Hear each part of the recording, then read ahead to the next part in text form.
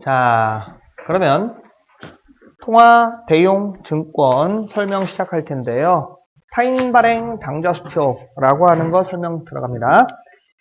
타인 발행 당좌 수표라고 하는 걸 알려면 먼저 당좌 수표라고 하는 것부터 알아야 되는데, 당좌 수표가 뭐냐면 현금을 들고 다니기 너무 무거워서 은행에다가 돈을 맡겨놓고 당좌수표 책이라고 하는 걸 받아서 마치 현금처럼 사용되는 당좌수표를 발행할 수 있는 게 당좌예금이에요. 그래서 당좌예금을 통해서 발행되는 수표가 이제 당좌수표가 되겠는데, 방금 제가 돈을 들고 다니기 너무 무거워서라고 얘기했더니, 아니 돈이 그까짓 게 뭐 얼마나 무겁다고 하십니까? 주기만 하세요. 얼마든지 들고 갈 수 있어요. 라고 하시는 분들이 있는데, 의외로 이게 10,000원짜리, 50,000원짜리가 굉장히 무거워요.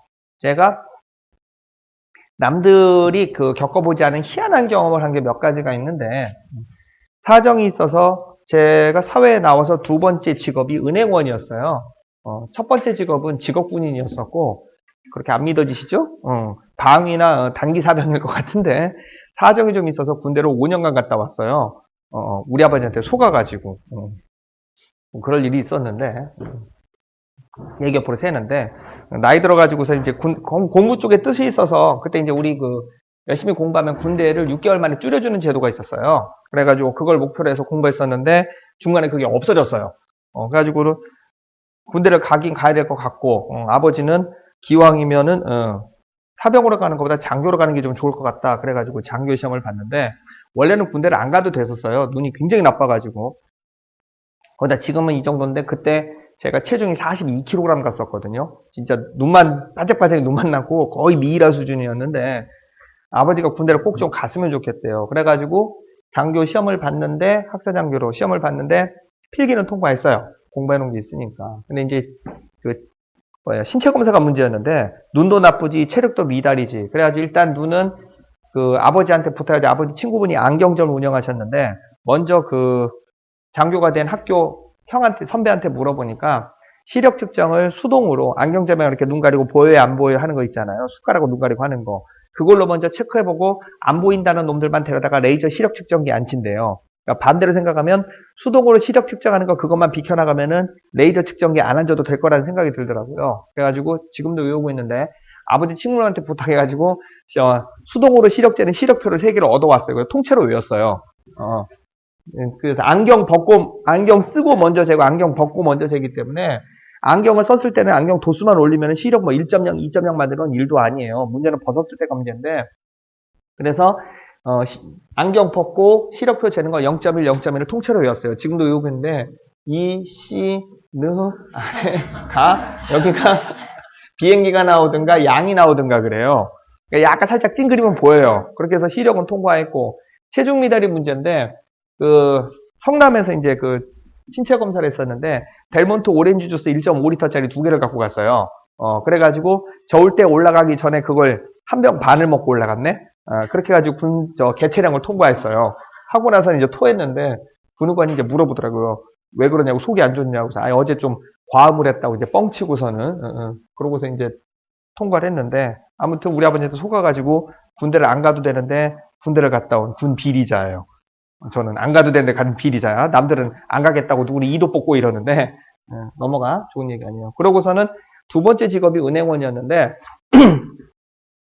그게 이제 1997년도 6월 달이었어요. 8월 달에 이제 은행에 들어갔는데, 그때 이제 추석 때 대비한답시고, 그러니까 저는 신입 은행원이니까 회계세법은 알아도 은행에서 보는 업무는 또 성격이 좀 다르거든요. 내부적으로 이제 처리하는 것도 있고, 대부분 이제 대출심사 서류 쪽이고, 그래가지고서는 저는 이제 규정지만 보고 이제 3개월 동안 띵까띵까 놀고 있는 상태였고, 이제 OJT라고 해가지고 선배들이 하는 거, 직장 선배들이 일하는 거 이제 어깨너머로 배우는 그런 수습 단계였는데, 마침 또 그때 안산이었었는데, 지점장님이 또 정년퇴직 하시는 분이었어요. 그래가지고 업무 인수인계할 거 다 하고서 이분 또 놀아요. 석 달만 놀면 이제 정년퇴직 하시고 이제 연금을 받는 그런 상황이었는데, 이제 컴퓨터를 배우겠다고 하셔가지고 제가 컴퓨터를 좀 할 줄 아니까 이제 다른 사람들 막 일하놓고 바쁜데, 저는 신입행원이 쫄래쫄래 이제 지점장실에 들어가가지고 지점장한테 이제 이거 지뢰찾기 이렇게 하시고요. 키보드 1시간 동안 연습하시고요. 그래서 그때 윈도우즈 95 열심히 가르쳐 드렸는데, 그러고 나서는 이제 추석에 중소기업 지원자금이 나온 거예요. 그 국책은행이었는데, 국책특수은행이었는데, 아무튼, 그러고 나서 출근하니까 지점장님이 돈 구경 가재요. 방금 전에 200억이 지하 금고에 입금이 됐대요. 그래서 신기하잖아요. 어떻게 생겼는지 궁금하길래 내려가 봤는데, 무슨 영화의 한 장면 같습니다. 이렇게 나무 책상이 있고, 이 위에다가 현금 200억을 쌓아놨는데,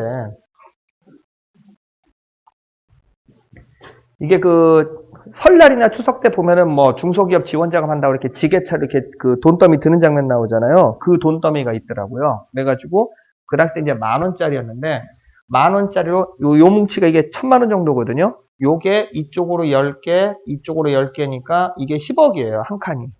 근데 조폐공사에서 처음 나오는 진짜 빳빳한 새 돈이다 보니까 이걸 진공 압축 포장을 하고 그 노란색 끈띠로 묶어서 나오는데 종이, 그러니까 돈이 부패하는 걸 방지하기 위해서 거기다 포르말린, 방부제를 뿌려놨더라고요. 그러니까 그게, 시체 닦을 때 쓰는 방부제인데, 그걸로 이제 그 방부 처리를 해놨더라고요. 그래가지고 랩으로 이렇게 똘똘똘 쌓아놨는데, 그걸 이제 20개를 쌓아놓는 거예요. 그러면 이거 하나 무게가 얼마냐면은 100kg이 넘어요. 10,000원짜리 한 장 무게가 제가 은행 교본 실습할 때 배운 내용으로는 1.08g이래요. 그러면 10만 원은 10.8g. 뭐 이 정도는 별거 아니죠. 100만 원도 108g. 여기까지도 크게 문제가 없어요. 1000만 원이 1kg이에요. 1kg인데 이 뭉탱이가 1억일 때는 약간 얘기가 달라져요. 그러니까 10kg이 되는데 10kg이 어느 정도 무게인지 감이 안 잡히시면은 오늘 수업 끝나고 가실 때 저기 이마트 있죠? 거기 지하 식품 매장에 가보시면 쌀 10kg짜리 팔아요. 그게 1억 원짜리 무게예요. 그러니까 정상적인 여자분이라면 못 들어요. 근데 우리 어머니 들더라. 맨날 나약한 척 하시는데 우리 집에 폭삭 망했다가 내가 조금 돈벌이가 돼가지고 우리 어머니 기쁘게 하려고 10,000원짜리 한번 드린 적이 있었는데 그걸 들고 은행까지 가시더니까 머리에 치고 장관이 연출됐지. 우리 어머니 머리다가 1억 원 치고 아들들 둘이서 혹시라도 무슨 일이 생길까봐 쫄래쫄래 따라가는 그런 참 희한한 광경을 좀 연출했었는데 그러면 10억 원이면 100kg이에요. 이 정도만 되면 잘못 깔리면 사람 뼈 부러지는 건 일도 아니에요. 100억이면 1000kg 그러니까 1톤이에요. 이건 죽어요. 100억이면 사람이 죽어요. 이 100억에 깔리면은 1000억이면 10톤이고 1조면 답 안 나오죠? 넘어가요. 아무튼 이게 하나가 지금 전부 다 100kg짜리인데 이쪽에 제가 서 있고 이쪽에 지점장님이 서 있었는데 와 이게 얼마예요? 그래서 막 무슨 영화의 한 장면처럼 200억에 200억 나나 김민철 씨나 이 평생 이런 돈 벌 수 있을런지는 모르겠는데 아무튼 구경이라도 하자고 하면서 와 구경하고 있는데 지점장님이 200억이라니까 이걸 툭툭 쳤는데 이게 저한테 쓰러진 거예요. 말이 좋아 그 10,000원짜리지 이게 아까도 얘기했지만은 그 조폐공사에서 바로 나온 거기 때문에 진공 압축 포장을 해놓은 거니까 쉽게 말해서 나무 토막이에요 그냥. 이걸 사람들이 돈을 사용하기 시작하면 이제 보풀하기가 일어나면서 부피가 커지고 부들부들해지는데 처음 나왔을 때는 말 그대로 지금 그 새 교과서 나온 것처럼 이게 진공 압축 포장이 돼가지고 쉽게 말해서 나무 토막 100kg짜리 깔린 거예요. 가지고 저는 으악 하고 기절했는데 정신 차려 보니까 저기 안산 고대병원 거기에서 이제 깨어났더라고요. 어떻게 된 거예요? 그랬더니 지점장님이 얘기해 주는데 이게 이제 돈더미에 제가 깔리면서 기절을 했는데 이제 보고 있다 이제 경찰 그 청원 경찰이랑 이제 동료 은행원 들어가지고 돈더미를 해치고 저를 끄집어내서 이제 병원에 입원시켜놨는데 검사하고 막 해보니까는 천만다행인 게 이게 옆구리로 떨어졌어요. 등 쪽으로 떨어졌으면 척추가 부러졌었대요. 머리 쪽으로 떨어졌으면 두 개골 한 몰이고. 그래가지고 지금도 여기 흉터가 3개가 있는데 하나는 갈비뼈가 완전히 하나가 부러졌고 2개는 금이 갔는데 이 돈더미 모서리에 찍혀가지고 이렇게 조그만 역삼각형 모양 흉터가 있어요. 비만 오면 쑤셔. 넘어가요. 좋은 얘기 아닌데. 아무튼 그렇게 해가지고 이제 돈더미에 깔렸는데 이제 국책은행에서 이제 사고가 발생하니까 이걸 산재 처리하기 위해서 보고를 해야 된대요. 가지고 이제 조사관이 나왔어요. 무슨 사유로 다쳤습니까? 해서 돈더미에 깔렸는데 그랬더니 장난치지 말래. 나는 진짜 안 돼. 예. 산재 맞아요. 산업재해야. 그래가지고 그거 보험 처리돼가지고 보험금 300만 원 받고 석 달 동안 저기 은행에서 저 병원에서 놀았어요. 월급대로 나오고. 그러고서 이제 신입 회원이니까 이렇게 OJT 연수가 끝나고 나면은 그 평가 시험을 봐요. 그거에 맞춰서 이제 자기가 원하는 대로 이제 지점 배치를 해주는 그런 순서로 돼 있었는데, 이거 뭐 다른 입사 동기, 입행 동기들이야 뭐 회계를 처음 접하니까 이거 외우느라고 막 머리 싸매고 이게 답이 맞았는지 틀렸는지도 모르고 있는데, 저야 뭐 학사에다 석사까지 이거니까 놀고 먹고서도 1등 나왔어요. 그냥 자연스럽게 당연히. 그래가지고 지점장님이 이제 퇴직하는 시점에 필리핀 세부로 여행 보내드렸는데, 그게 이제 1등을 하면은 잘 가르치는 사수하고 당사자 본인을 이제 여행을 보냈어요. 한 명 더 묶어가지고. 무상으로 나온 게 그거였는데, 제 사수한테 얘기해서 사수가 뭘 가르쳐줘야 맞지. 거꾸로 내가 사수를 가르쳐줬거든요. 아니라고, 이게 맞는 거라고 해가지고, 사수가 잘못 알고 있는 거를 거꾸로 내가 가르쳐주고 해가지고, 사수 거 해외여행 티켓 뺏어가지고 지점장님 드렸어요.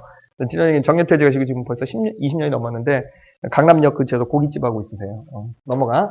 은행원이 안 좋은 점이 그거예요. 은행 안에 있을 때는 모든 게 다 보호가 되고, 철밥통이고 안전적인 직장이지만, 은행을 나왔었을 때는 할 줄 아는 게 하나도 없어요. 돈 세는 것밖에 안 했었으니까. 그래서 은행에 다니는 은행원이 은행에 붙어 있을 때는 괜찮은데, 요즘 뭐 수시로 잘려대니까.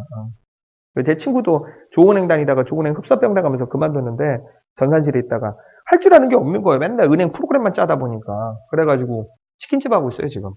다행인 점은 마누라가 약사야. 걔네도 좀 희한한 커플인데, 걔가 이제 제 친구 중에 이상한 애들이 좀 많아요. 제가 정상일 정도로 이상한 애들이 많은데, 약사 녀석 하나는 볼리비아에 가서 마피아하고 손잡고 지금 감기약 팔고 있고, 진짜로 그쪽이 약이 복제가 안 된대요. 그러니까 우리나라는 6.25 전쟁을 겪으면서 의학 기술이 굉장히 많이 발달한 나라에 속해가지고 신약도 만들고 약을 복제해서 쓸 수 있을 정도의 그 기술력을 갖고 있는데, 볼리비아나 칠레나 이런 쪽은 안 된대요. 그래가지고 우리나라에서 카피본 아스피린을 한 알에 10원에 사다가 거기서 2,000원에 팔아요.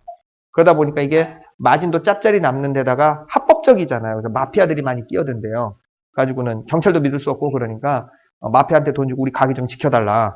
가지고는 마피아 끼고서 감기약 팔고 있는 놈이 하나가 있고, 그 다음에 고등학교 동창생 중에 경찰대학교 2기로 졸업한 놈이 있는데, 여기 인천경찰서에 있어요. 형사계에 있는데, 술 마실 때마다 저한테 허건날 부탁하는 게 그거예요. 부탁이 아닌 협박 같은데, 혹시 죄 저지를 일 있으면은 자기한테 먼저 연락을 하고 죄를 저질러 달래요. 왜? 그래야 구속영장이 없이 현장에서 체포가 가능하다네. 그래서 혹시 절도나 성추행 같은 거 할 거 있으면은 미리 연락을 달래요. 이게 무슨 친구야?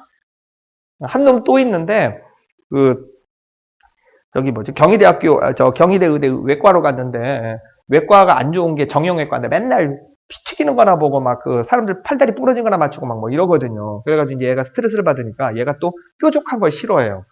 이게 연필 끝 같은 거 막 이런 걸 싫어하는 정신병 기질이 약간 있는데, 어느 날 갑자기 자기가 한의사가 되겠다고 저한테 연락이 왔어요. 또 왜? 그랬더니 자기가 계속 앞으로 환자들만 보고 하니까 싫대. 너무 개인적인 시간도 없고 그래서. 근데 그걸 왜 나한테 얘기하는데? 그랬더니 자기가 한의사가 되려면 원광대학교 한의대를 진학해야 되는데 돈이 없대요. 마누라가 안 도와준대. 그래서 자기가 정성스럽게 동의보감을 보고 10전 대보탕을 지었는데, 그걸 나보고 사달래요. 200만 원이래. 아직 한의사 자격증이 없으니까 돌팔이 아니에요. 근데 자기가 정성 들여서 지었다고 그걸 나보고 또 사달래. 미쳤니? 그랬더니 이 녀석이 또 우리 어머니한테 전화한 거예요.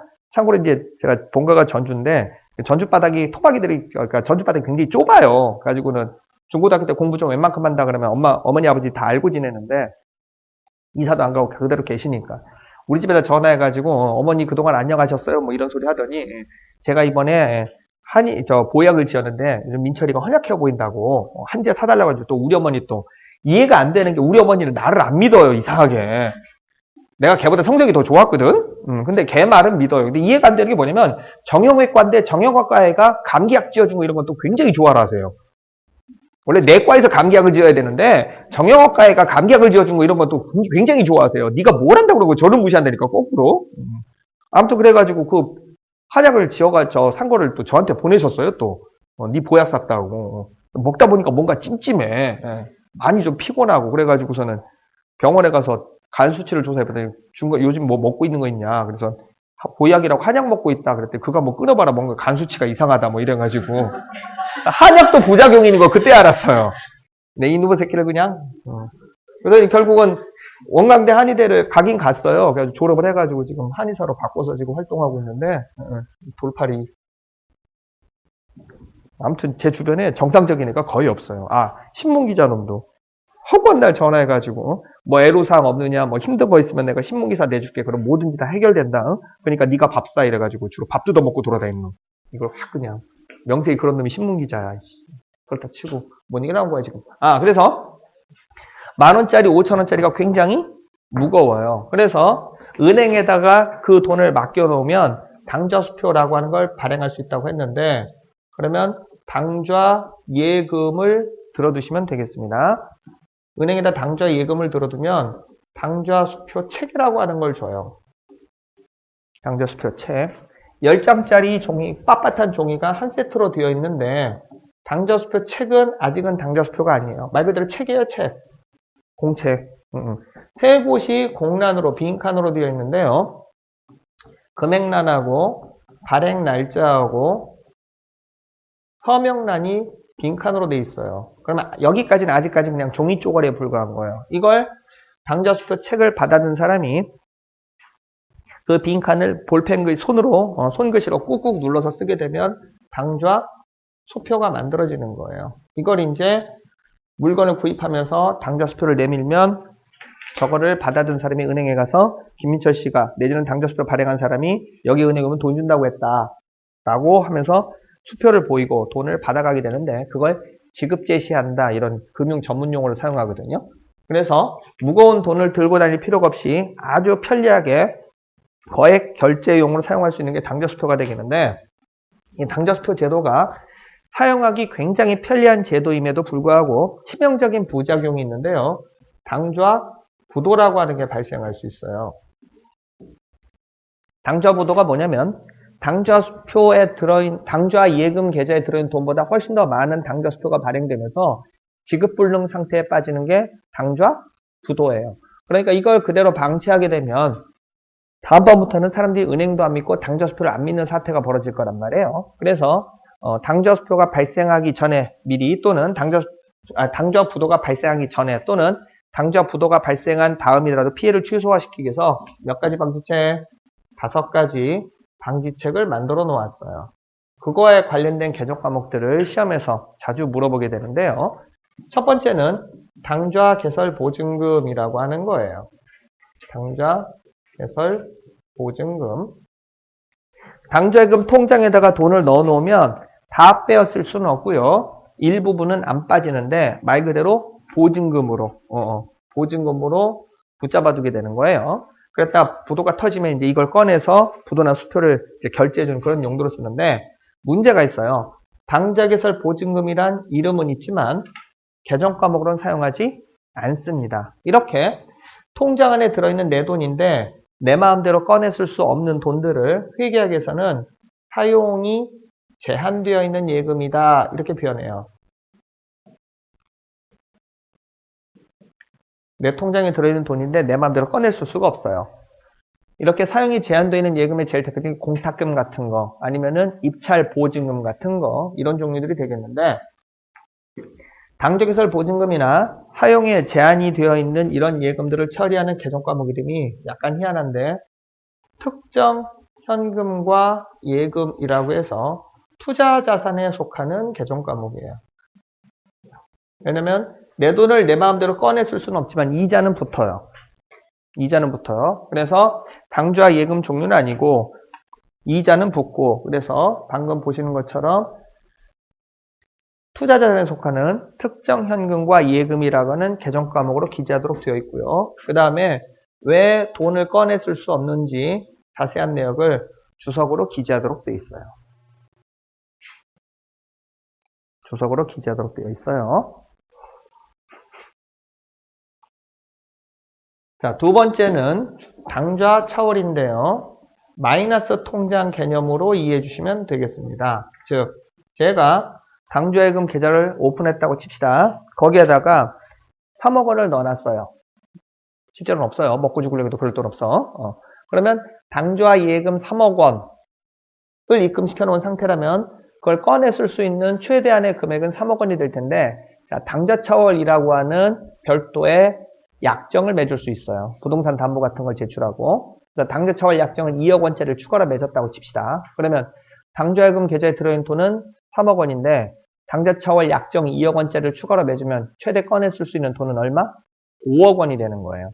5억 원이 되는 거예요. 그래서 흔히들 그 마이너스 통장이라고 부르는 거하고 똑같은 개념이라고 이해해 주시면 돼요. 자, 그런데 문제는 당좌차월이라는 이름도 있었고 당좌차월이라고 하는 개정 과목도 있었는데 2004년도 이후부터 사용하지 않기로 약속이 되어 있는 상태입니다. 그래서 이 당좌차월이라는 이름이나 개정 과목은 일본식 개정 과목이면서 일본식 명칭인데요. 개정 과목은 더 이상 사용하지 않고 미국식, 유럽식 기준에 맞춰서 단기 차입금이라고 하는 부채 개정 과목으로 표시하도록 되어 있고요.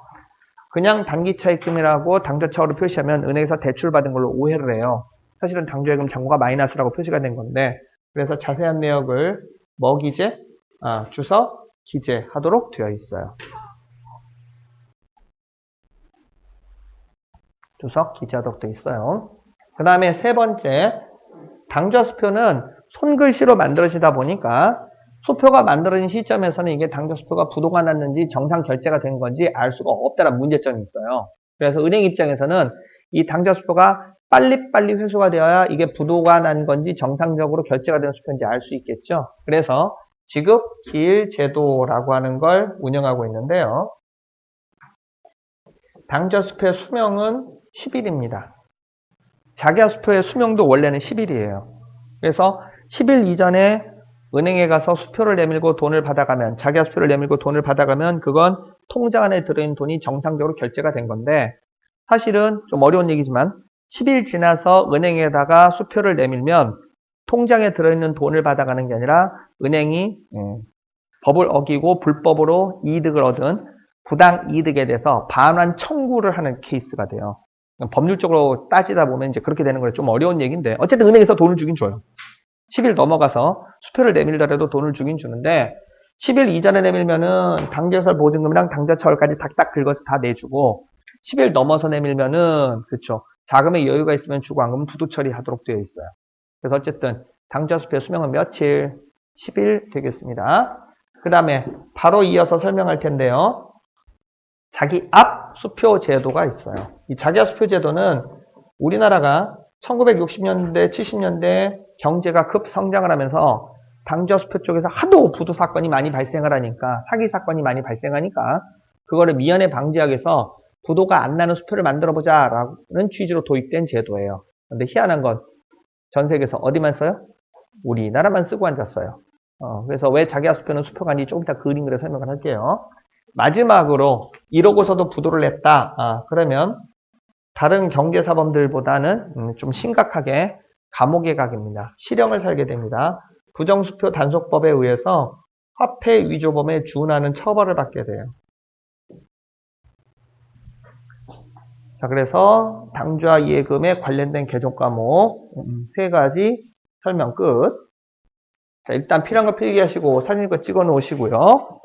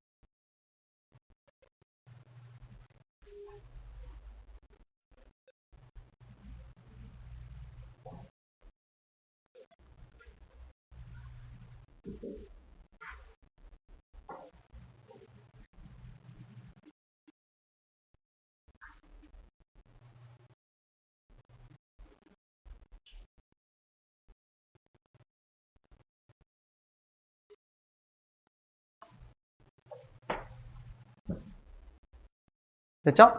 자, 그러면 타인 발행 당좌 수표가 뭐냐면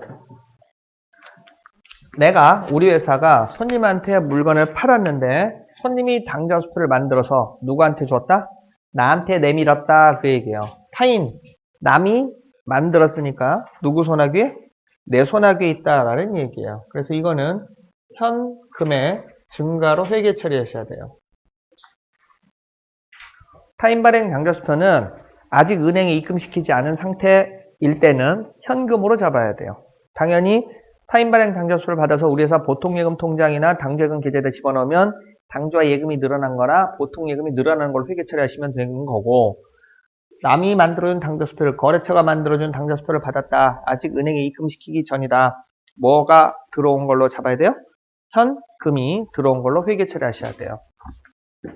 근데 문제는 얘보다 반대되는 케이스가 시험 문제에 훨씬 더 많이 나와요. 즉, 우리 회사가 당좌 수표를 발행했습니다. 그걸 본인 발행 당좌 수표라고 이야기하는데요. 현금의 감소가 아니라 나한테 당좌 수표를 받아든 사람이 아직 우리 회사 당좌예금 계좌에서 돈을 꺼내가지는 않았지만 회계상으로는 미리 꺼내갔다라고 가정을 하고 회계 처리해 주셔야 되는데, 그래서 여기는 당좌 예금의 감소예요. 당좌 예금의 감소. 그래서 이 부분이 시험에 집중적으로 잘 나와요.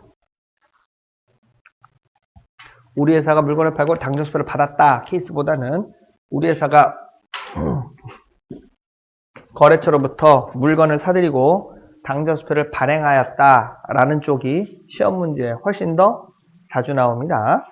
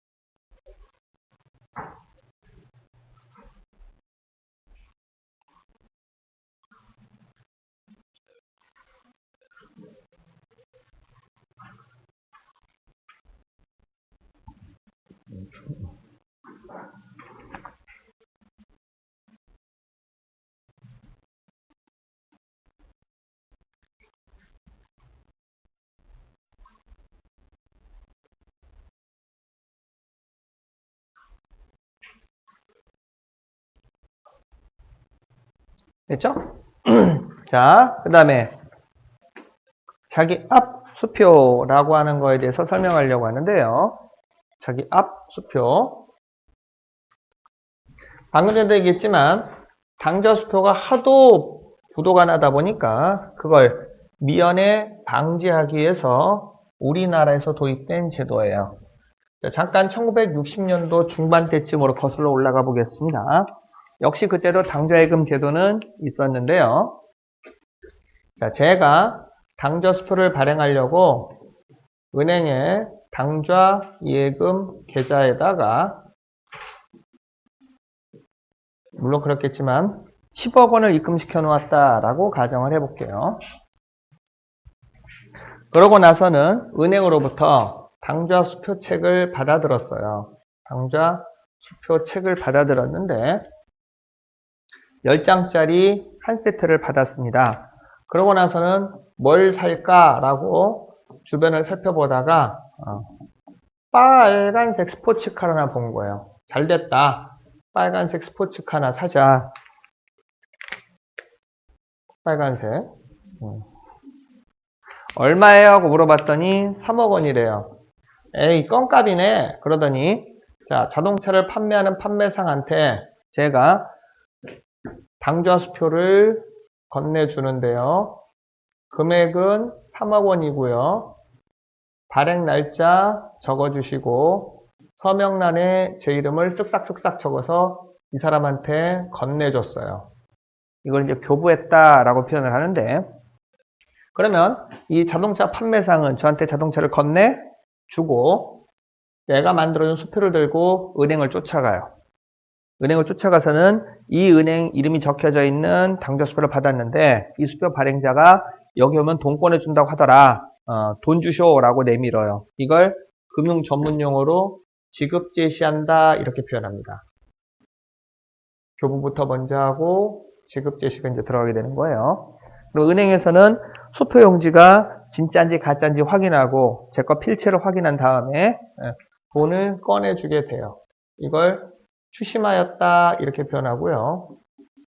2번, 3번 행위를 묶어서 추심 완료 이렇게 불러요. 추심 완료라고 불러요. 그럼 내 통장 안에는 돈이 이제 얼마 남았어요? 7억밖에 안 남은 상태죠? 근데 제가 나쁜 생각을 품은 거예요.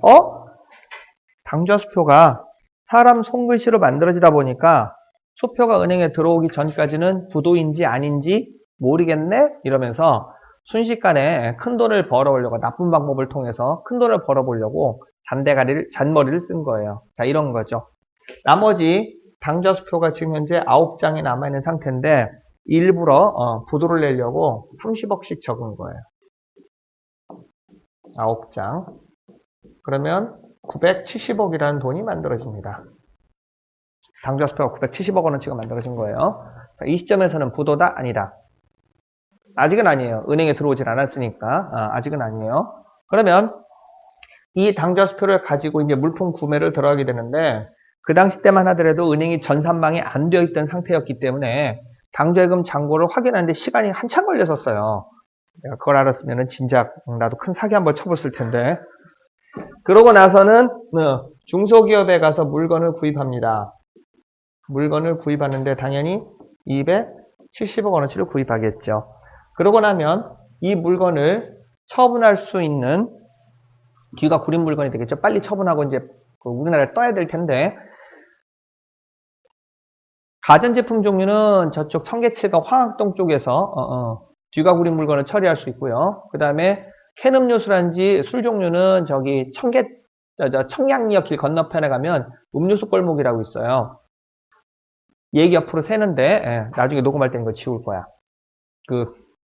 여러분들 남자친구가 직업에 귀천이 직업에 귀찮은 게 어디 있겠어요. 그냥 맡으면 그 자리에서 열심히 해서 열심히 자기 몫을 하면은 그게 좋은 직업인 건데 그러더라도 여러분들이 비켜가야 될 직업이 몇 개 있는데 영업직 쪽 직원은 웬만하면은 조금 그래요. 특히 음료수 쪽, 제약회사 쪽. 왜냐면 제약회사 쪽은 이제 그 의사들이 갑질하는 경우가 많고 그 다음에 자동차하고 음료수 같은 경우는 연말에 분기마다 한 번씩 밀어내기라고 하는 게 있어요. 그러니까 제일 대표적으로 자동차 같은 경우 12월 달에 현대자동차, 기아자동차가 출고가 될 텐데 문제는 그 자동차를 사람들이 안 사려고 들어요. 왜냐면 한 달만 지나면 연식이 바뀌어버리기 때문에 중고자동차가 돼버리거든요. 그래서 사람들이 안 사려고 하는데 회사에서는 영업직 직원들한테 이거 어쨌든 팔아와라 그러면서 자동차 물량을 할당을 해요. 이제 못 팔아오면 이제 실적이 나쁘다고 이제 비난을 듣게 되는 거고. 그래서 꼼수 아닌 꼼수로 속칭 폭탄 끌어안기라고 하는데 자기 거 적금을 깨서 그 자동차를 인수를 합니다. 그리고 회사한테는 자동차를 내가 팔았다라고 이제 판매했다고 실적을 보고하고 그 다음에 그 자동차를 팔은 거에 대해서 목표치 이상 넘어가면 초과 판매액에 대해서 30%를 성과급으로 줘요.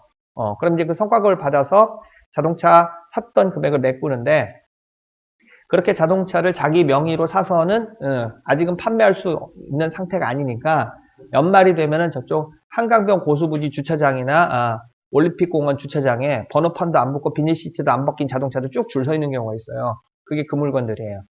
그래서 영업직 직원들이 자기 영업 통만 확실하면은 먹고 사는데 나이가 들어도 전혀 지장이 없는데 반대로 이제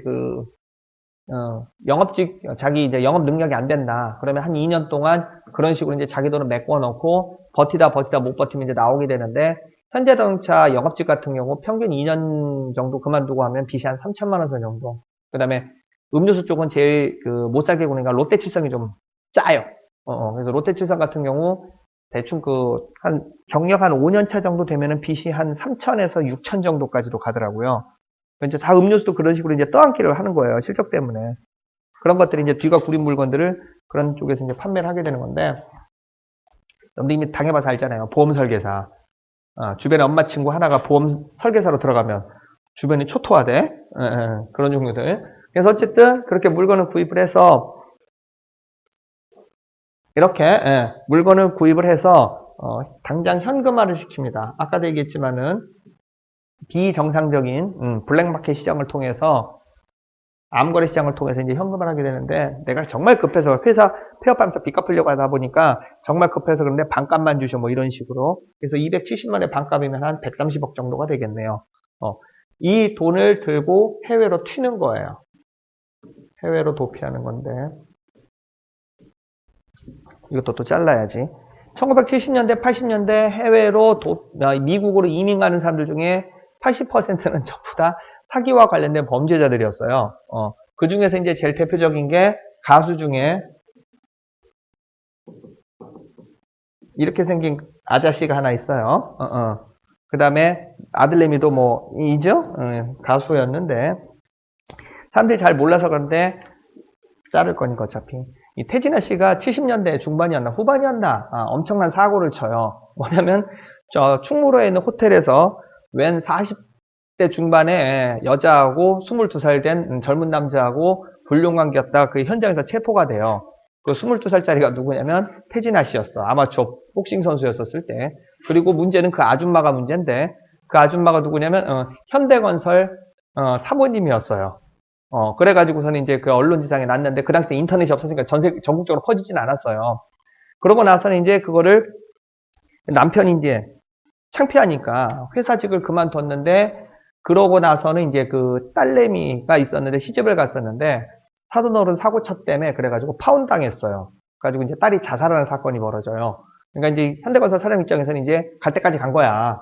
웬 젊은 놈 하나 때문에 마누라도 잃어버렸지, 자식 자살했지, 자기는 직장 그만둬야지. 그래가지고 일단 경찰에 고소를 하고 형사고발해서 간통죄로 고소하고 지금은 간통죄가 없어졌지만 그러고 난 다음에 조직폭력배를 고용해가지고 태진아를 죽여버리라고 그래요. 자기가 책임을 지겠다고. 그래가지고 우리나라 역사상 전무후무하게 낮에는 경찰이 쫓아다니고 형사가 쫓아다니고 밤에는 조직폭력배가 쫓아다니는 거야. 그래가지고 도저히 우리나라에서는 살 수가 없으니까 그때 미국으로 도망간 거예요. 사실은. 그러면서 이제 가끔 연애 프로 나와서 그때 미국에서 정말 힘들게 살았다. 그러면서 옥경이가 먹여 살렸다고 그랬는데 옥경이도 불륜이에요, 사실은.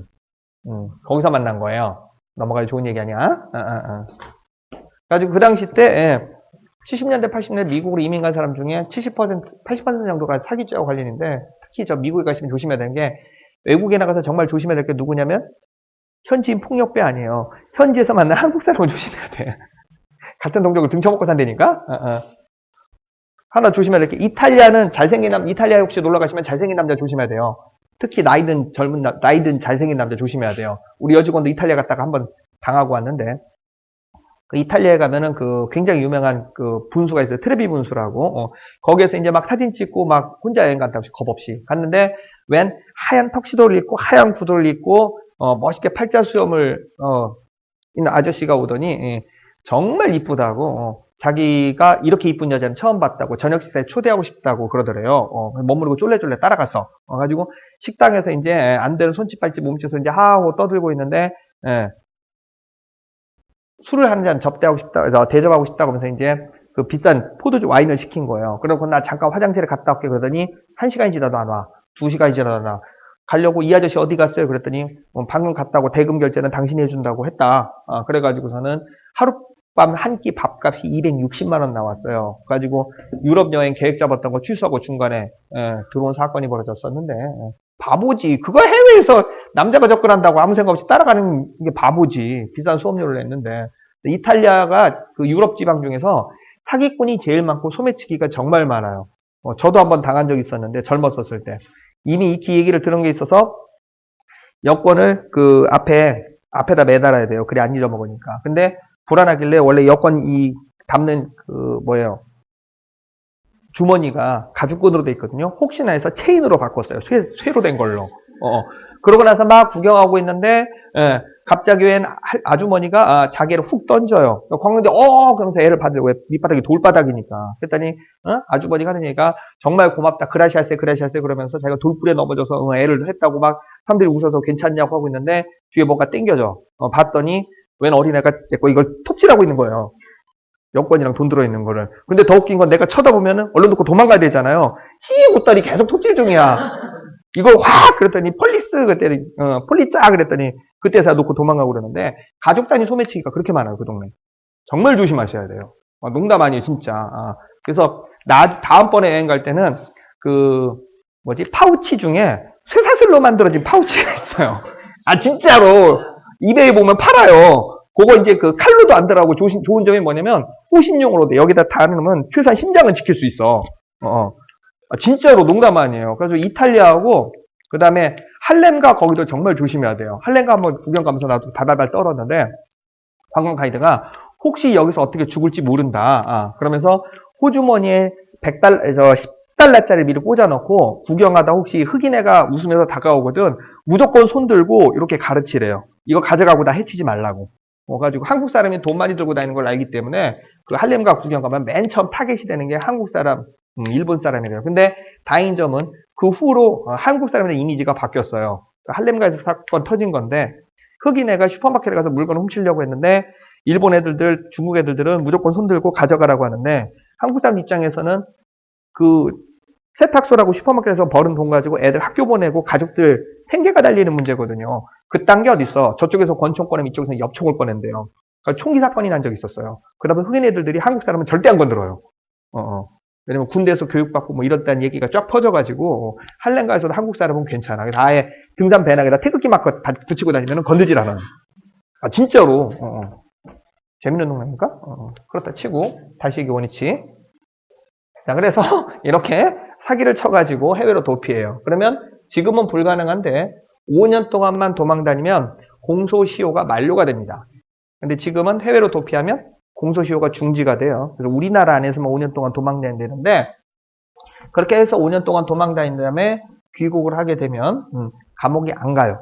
아까도 얘기했지만 공소시효가 만료가 됐으니까. 그럼 이 고사리 누구 거? 내 거가 되는 거예요.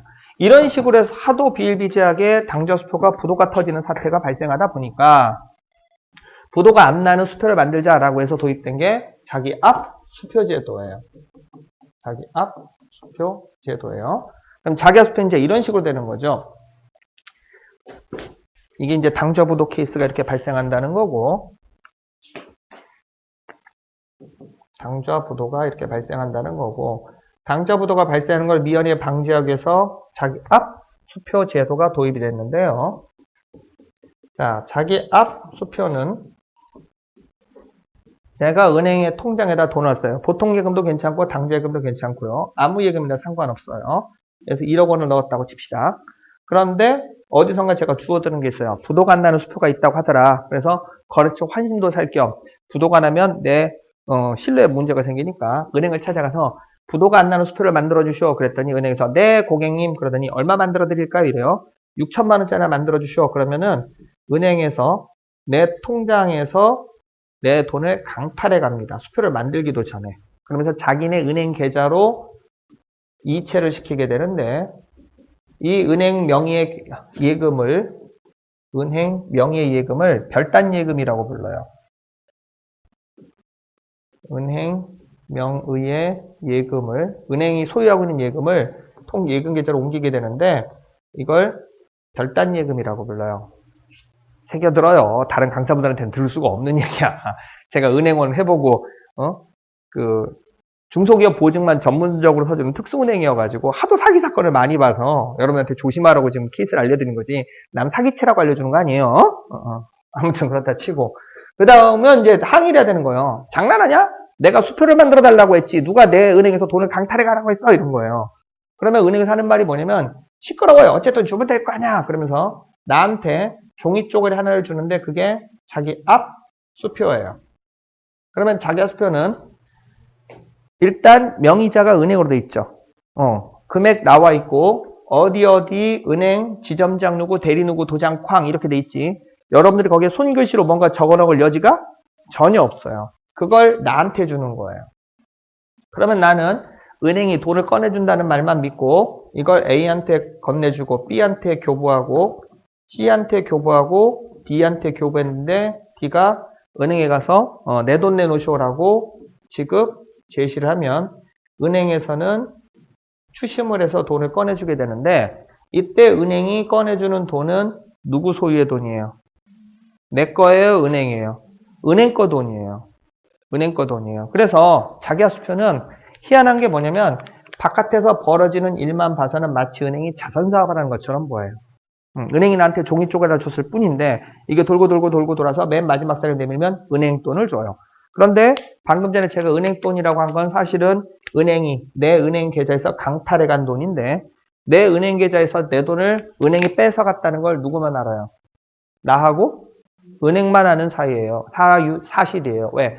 자기하수표에 이 자기하수표는 김민철 씨 통장에서 돈을 강탈해서 만들어준 수표입니다라는 얘기가 전혀 없거든요.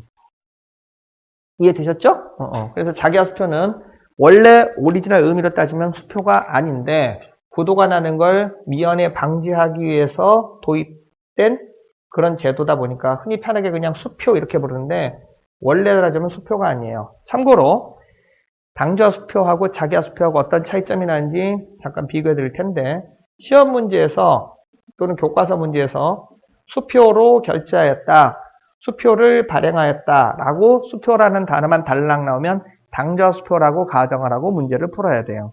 자기하수표일 때는 자기 앞 수표라고 하는 단어가 통짜로 주어집니다. 통짜로 주어집니다. 그러면 당좌수표와 자기하수표를 비교했었을 때 일단 수표가 발행되는 돈의 소유자가 누군지 따져봅시다. 당좌수표는 누구 돈을 기반으로 만들어져요? 내 돈을 기반으로 만들어져요. 그런데 자기하수표는 누구 돈을 기반으로 만들어져요? 은행 돈을 기반으로 만들어져요. 그 다음에 수표를 누가 만들어내는지 봅시다. 수표 발행자. 당좌수표는 누가 만들어내요? 내가 만들어내는 거예요. 은행으로부터 수표 용지를 받는데 거기까지는 그냥 종이 쪼그레 불과한데 세 칸을 손글씨로 꾹꾹 눌러 쓰는 순간에 그게 수표가 되는 거예요. 근데 자기하수표는 은행에서 다 기계로 찍어서 주죠? 가져가려면 가져가고 말리면 마시고 이런 형태가 돼버리잖아요. 그래서 자기하수표는 은행에서 발행을 하게 됩니다.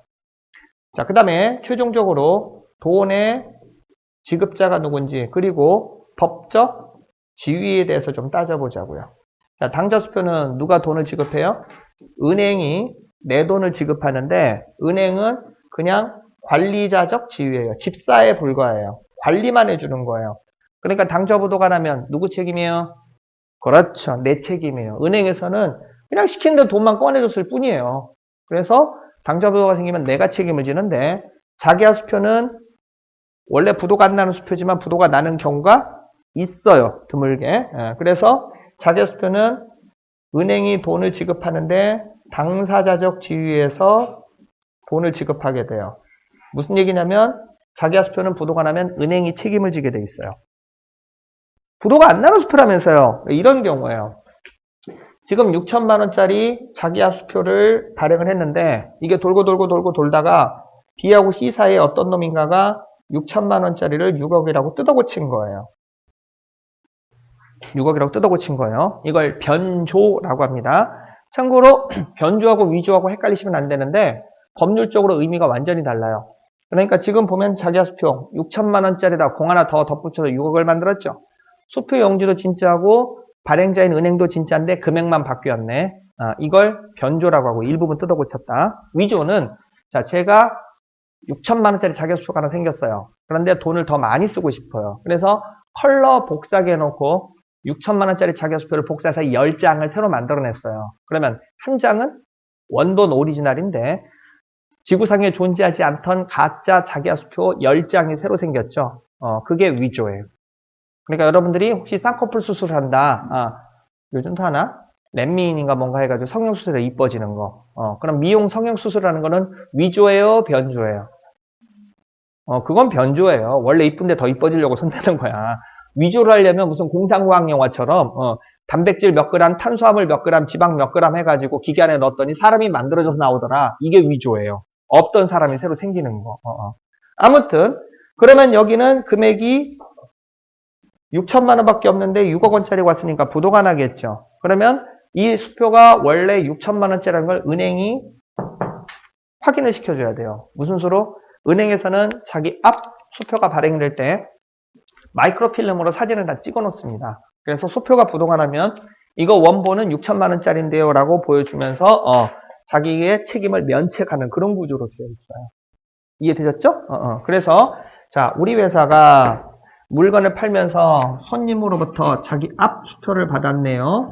그러면 현금이라고 하는 계정 과목으로 처리를 해주셔야 돼요. 현금이에요. 자, 그런데 우리 회사에서도 은행에 의뢰를 해서 자기 압수표를 만들어내는 경우가 있습니다. 이때는 현금의 감소예요. 그러다 보니까 시험 문제로는 잘 안 나와요. 자, 여기까지 설명하고 쉬었다가 나머지 우편한 증서, 송금한 증서, 기타 등등 설명할게요. 쉬세요.